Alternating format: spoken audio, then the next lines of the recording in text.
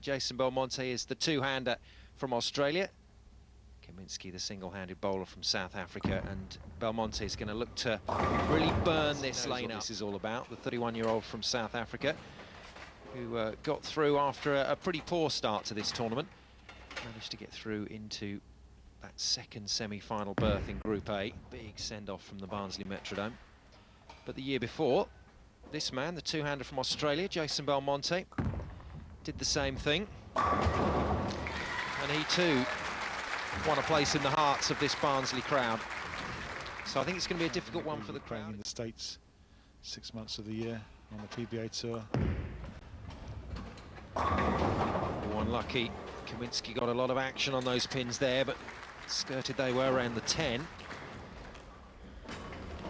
As I say, it's difficult to choose because they're both good friends, both to you and I, Simon, and all the crowd here. So yeah, it's a difficult one. I mean, in this match, Guy Caminsky, Camo as is known, has to believe in himself. He mustn't forget that he's the real deal. In the same game, the Magic 300.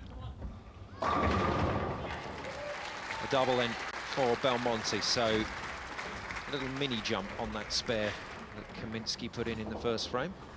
It's that two-handed style of power merchant, but for the last 2 years he's certainly been a lot more controlled, and he mustn't get drawn into a power contest here. Another ringer. Okay, well now if that's Guy's strike line, he hasn't struck off 2 perfect shots that he considers. Is he now going to have to make a change rather quickly? Well, this tournament's been running a long time, and the players have learnt by now that in this sprint format you must make the change sooner rather than later. Don't be afraid to do it in frame 2 or 3.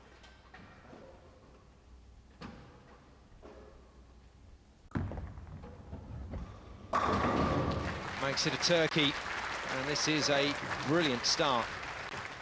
Will he make a slight adjustment? Let's have a look, see.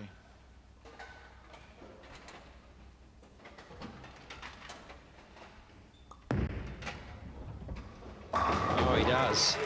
That's brilliant. Total pinfall, remember. The Aussie two-hander. Trying to wind this up for a 4-bagger. Yes, well, he's not put a foot wrong at the moment. Guy Caminsky will be a little bit worried. Guy Caminsky, the man from Durban in South Africa. There's a bowling centre out there.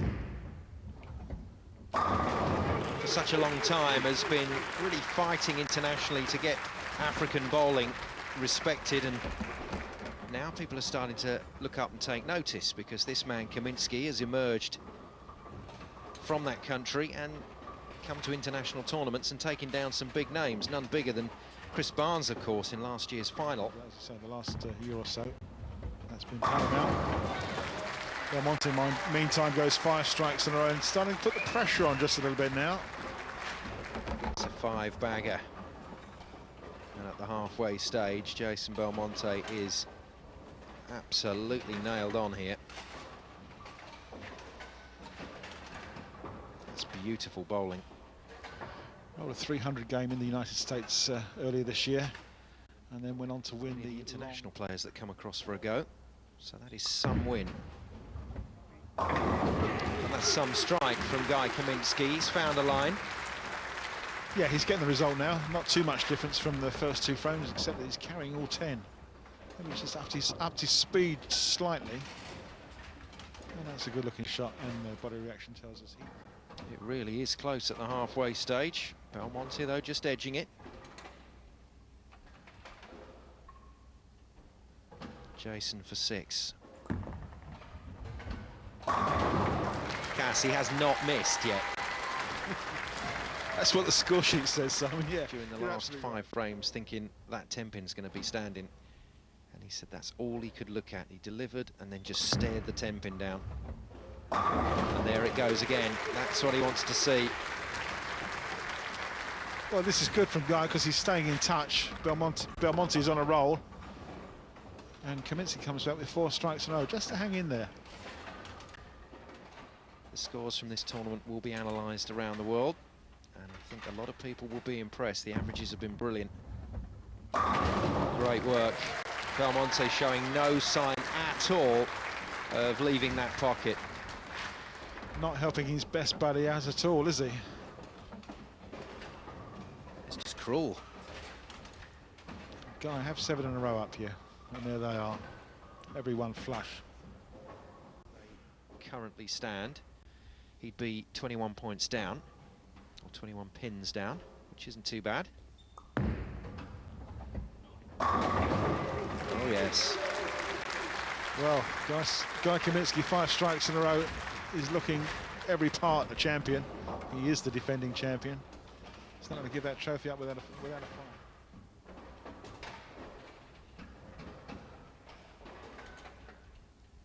Belmonte then. This for 8. Oh, it's incredible. It's absolutely incredible. He's bowling like a machine at the moment. For Guy after that match. Oh, this is good. This is good. Well, I think Guy realising there as well he was a little bit tight, but both men ending up with that line and getting the right result. No sign at all that he's going to miss that pocket. No, he's left the 7. Well, you called it on the last one, Cash. You saw that slight movement. He's tried to accommodate that with the next delivery and just came out too wide. Takes the spare very easily. That's what's so good about this sport. We're focusing on the maximum game. That's gone now. So the important factor becomes that both men, if Guy Caminsky strikes now, are on for a 279. And straight away, there's nothing between them again. And big shot for Caminsky in the foundation frame. Slamming that ball down onto the lane. That's a very deliberate tactic, Cass, isn't it? Yeah, he's just extending his break line a little bit further down the lane by pushing it away and almost dumping it on the lane. The ball breaks a bit later, which is what he's looking for, and he's making the pocket. It looks fantastic. In game 1 of this second semi-final.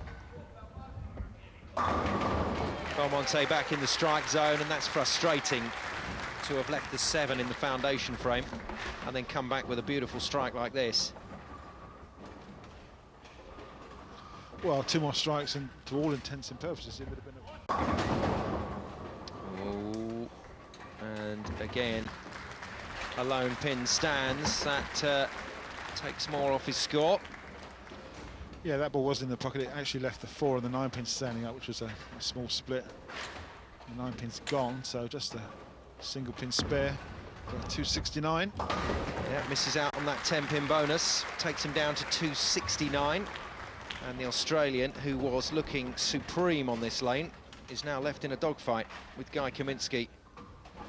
Well, how about this? 3 strikes from Guy Caminsky, and he's going to be in the lead by 10. Keep winning spirit of the tournament. I want to win the tournament. And he's now on the international stage and recording these victories. And he's the real deal. Now, this is a man that has not had a lot of international exposure. He's had to travel a lot. He's had to spend a lot of money to get himself out to play these events and play against these big players. And now it's starting to really pay off for him. Yeah, it's certainly payback time for Guy. Still the original party animal, as we know. But certainly does some dealing on the lanes, doesn't he? As Jason Belmonte and all the Aussies will tell you, that's called having fun and getting the job done.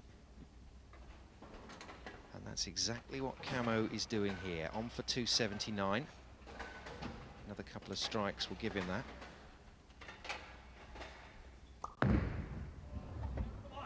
No, missed it.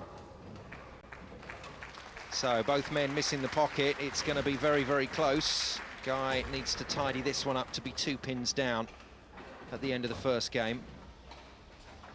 But we've got another very close race here. Not an easy spare to make that, and he's done it well.